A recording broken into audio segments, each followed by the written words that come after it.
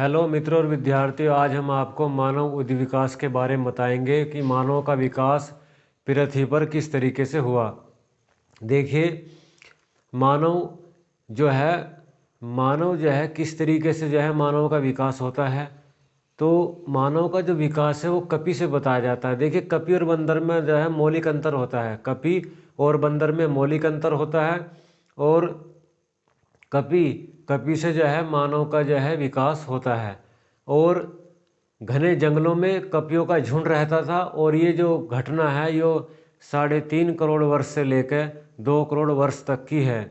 तो कपियों का जो झुंड है वो जंगलों में रहता था। और उस झुंड में से एक या दो झुंड रास्ता भटक के कहिए या जंगलों का रास्ता जो था उसे पार करते हुए जब वे मैदानी इलाकों में पहुंचते हैं तो मैदानी इलाकों की जो जलवायु होती है, जो परिस्थिति होती है, उन परिस्थितियों और उन जलवायु में वे उस जलवायु परिवर्तन में वे अपने को ढाल लेते हैं। और फिर धीरे धीरे उन कपियों में विकास होने लगता है और वे मानव का रूप धारण कर लेता है। ये जो मानव उद्दि विकास का जो चैप्टर है और मैं मानव विकास के बारे में आपको बता रहा हूँ। तो मैं जो हूँ बताता हूँ। मानव विकास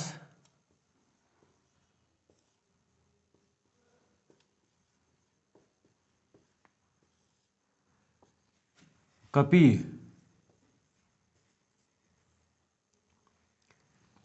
और ये घटना 3.5 करोड़ से लेके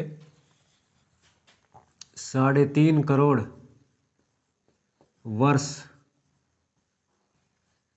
से लेकर 2 करोड़ वर्ष तक की है। 2 करोड़ वर्ष पहले की है, ये आपको ध्यान रखना है। और जो कपि है उसके बारे में आपको बताता हूँ कि कपियों का जो झुंड है जलवायु परिवर्तन या जलवायु को अपने अनुसार ढालता है और मानव का रूप धारण कर लेता है। उसमें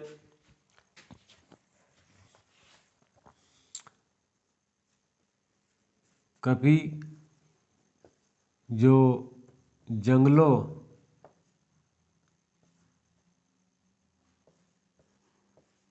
से आगे बढ़कर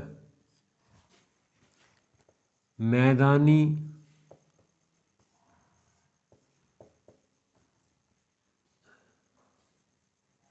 क्षेत्रों में पहुंचता है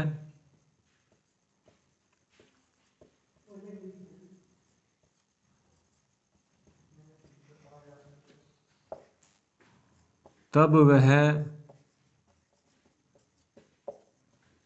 मैदानी क्षेत्रों की जलवायु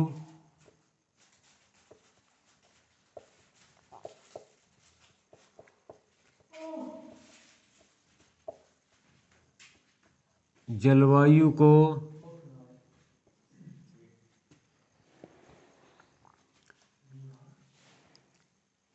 या ये कहिए जलवायु में अपने को ढाल लेता है। उसके बाद उसमें 3 परिवर्तन होते हैं। 3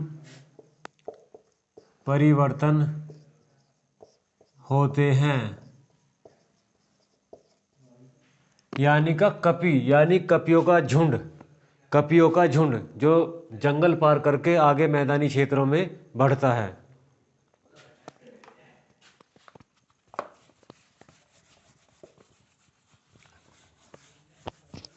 उसमें 3 परिवर्तन होते हैं। नंबर 1 हाथों का मुक्त होना, नंबर 2 अर्ध उत्तान अवस्था को प्राप्त करना। नंबर एक उसमें क्या होता है, हाथों को मुक्त करना, हाथों को मुक्त करना। दूसरा जो है अर्ध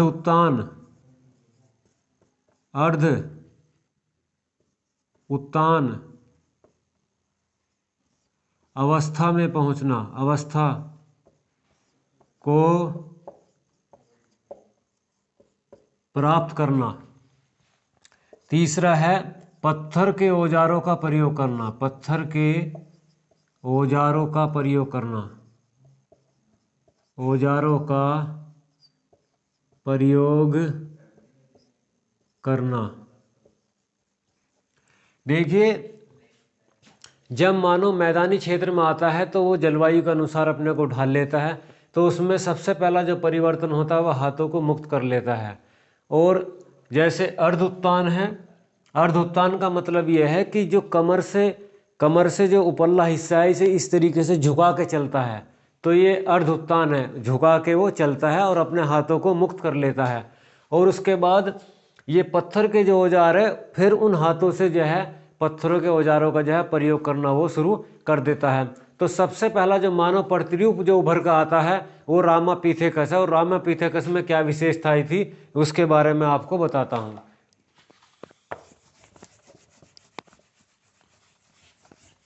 देखिए, रामापिथेकस में सबसे पहले वो अफ्रीका में इसके साक्ष्य मिले हैं, अफ्रीका में पाया गया है और प्लिस्टीन युग में पाया गया है। और ऊपर के और नीचे के जबड़े हैं उसके जो है ऊपर के नीचे के जबड़े हैं, लेकिन थूथन का अभाव है। देखिए, थूथन किसे कहते हैं? थूथन वो होता है जैसे बंदर होता है, बंदर का ये जो होंठ वाला हिस्सा है, ये ठोड़ी वाला हिस्सा है, इस तरीके से जो आगे होता है वो थूथन होता है। लेकिन ये थूथन जो है रामापिथेकस जो मानव है उसमें ये थूथन नहीं दिखाई देता है, ये आपको ध्यान रखना है।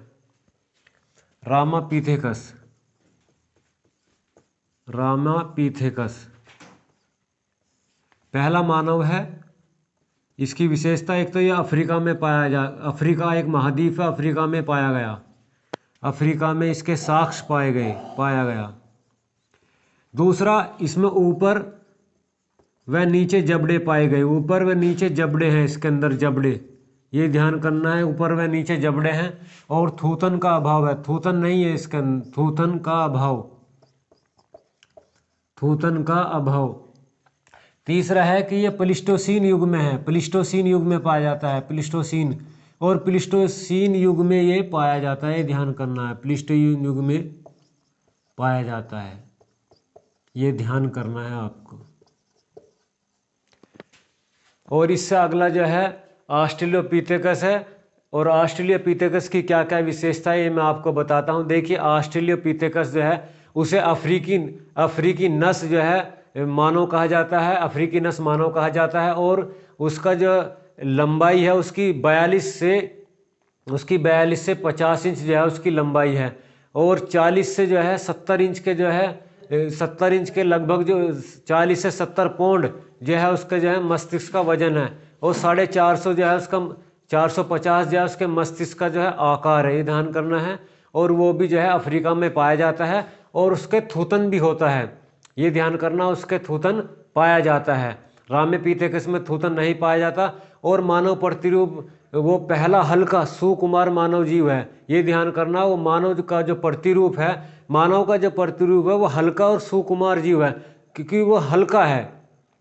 और इसमें बस यही है, और तो इसकी कोई ज़्यादा खास विशेषता नहीं है ऑस्ट्रेलोपिथेकस की। और ये ध्यान रखना, ये भी जो है अफ्रीका में पाया जाता है। और ये जो मेरी वीडियो थी ये मानव विकास से संबंधित है, और ये मेरा लेक्चर रामापिथेकस से संबंधित था। और मैंने आपको ऑस्ट्रेलोपिथेकस के बारे में समझाया, और आगे भी मैं मानव विकास के जो बारे में जो मैं आगे आपको बताऊंगा। और ये मेरी वीडियो आपको कैसी लगी, लाइक करना, कमेंट करें और मेरे चैनल को सब्सक्राइब करें। Thank you.